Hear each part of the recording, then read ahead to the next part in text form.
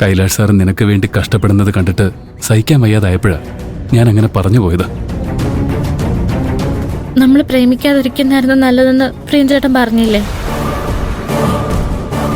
അങ്ങനെ ഒരു ചിന്ത മനസ്സിലുള്ളതുകൊണ്ടല്ലേ അത് നാവിലെത്തിയത്? ആരൊക്കെ എതിർത്താലും എന്തൊക്കെ പ്രതിസന്ധികൾ നേരിടേണ്ടി വന്നാലും നമ്മൾ ഒരുമിക്കുമെന്ന് നമ്മൾ തീരുമാനിച്ചതല്ലേ? നമ്മുടെ തീരുമാനത്തെ സ്വീകരിച്ചിട്ടല്ലേ പ്രിയഞ്ചേട്ടൻ്റെ അമ്മ നമ്മുടെ കല്യാണത്തിന് സമ്മതിച്ചത്? ഓഹോ, ഇപ്പൊ കൈലാഷ് സാറിന് വേണ്ടി എല്ലാം വേണ്ടെന്ന് വെക്കാൻ പ്രിയഞ്ചേട്ടൻ എങ്ങനെ മനസ്സ് വന്നു? അപ്പോ എന്നോട് അത്രയ്ക്കേ ഉള്ളൂ സ്നേഹം. ഞാൻ സ്വയം ന്യായീകരിക്കാൻ ഉദ്ദേശിക്കുന്നില്ല. ഞാൻ ചെയ്തത് തെറ്റ് തന്നെയാ. ഇനി എന്ത് പ്രശ്നം ഉണ്ടായാലും ഞാൻ നിന്നെ പിരിയുന്നതിനെ കുറിച്ച് ചിന്തിക്ക പോലുമില്ല.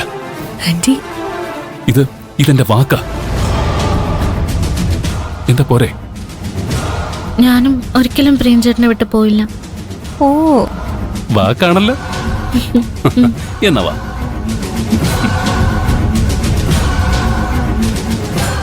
ആന്റി, ഞാൻ പ്രിയനാണ് ഗന്ധർവനെന്ന് വരുത്തി തീർക്കാൻ ശ്രമിച്ചതിനല്ലേ കൈലാഷിനെ ഇത്രയും വെറുക്കുന്നത്?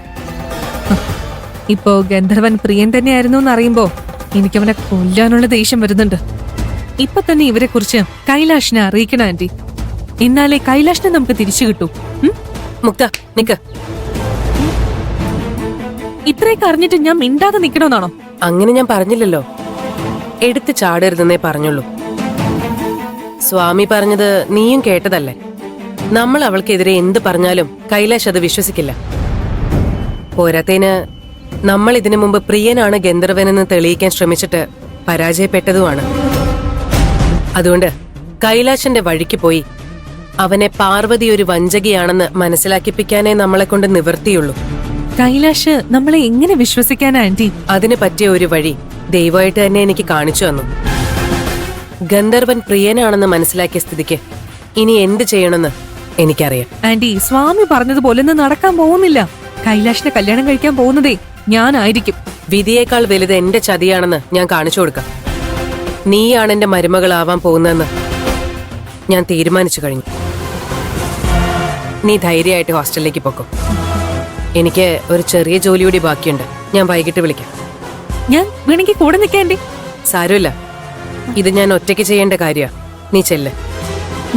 Okay aunty, bye. എന്തെങ്കിലും ആവശ്യമുണ്ടെങ്കിൽ എന്നെ വിളിച്ചാൽ മതി. ഓക്കെ, ശരി.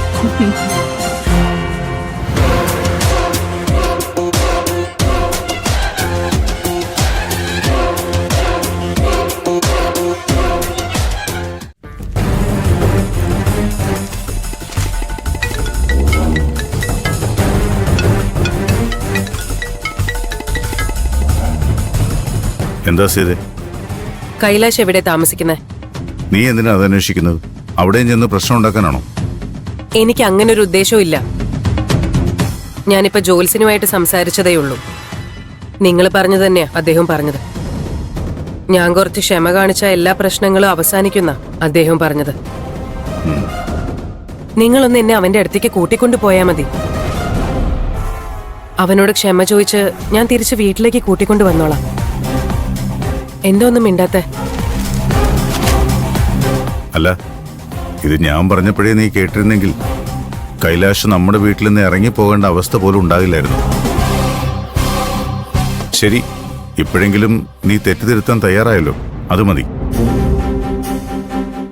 ഞാൻ അവൻ താമസിക്കുന്ന ലോഡ്ജിന്റെ ലൊക്കേഷൻ അയച്ചുതരാം. ഞാൻ അങ്ങോട്ട് നേരിട്ടെത്താം.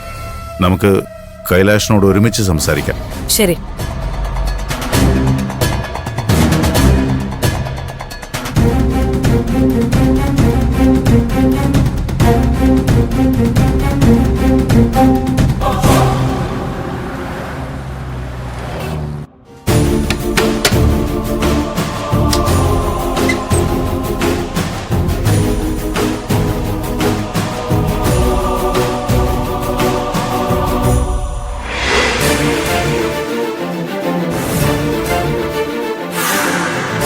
എന്തിനാ വീണ്ടും വീണ്ടും ഇങ്ങോട്ട് വന്ന് വെറുതെ സമയം കളയുന്ന? ഡാഡി നല്ല തിരക്കുള്ള ബിസിനസ്സുകാരനാണെന്ന് എനിക്കറിയാം. വെറുതെ ജോലി കാര്യങ്ങളിൽ ശ്രദ്ധിക്കാതെ എന്റെ പുറകെ നടന്ന് സമയം കളയണ്ട. കുട്ടിക്കാലം മുതൽ നിന്റെ സ്കൂളിലെ ഏതെങ്കിലും ആനുവൽ ഡേയോ സ്പോർട്സ് ഡേയോ ഞാൻ മിസ് ചെയ്തിട്ടുണ്ടോ?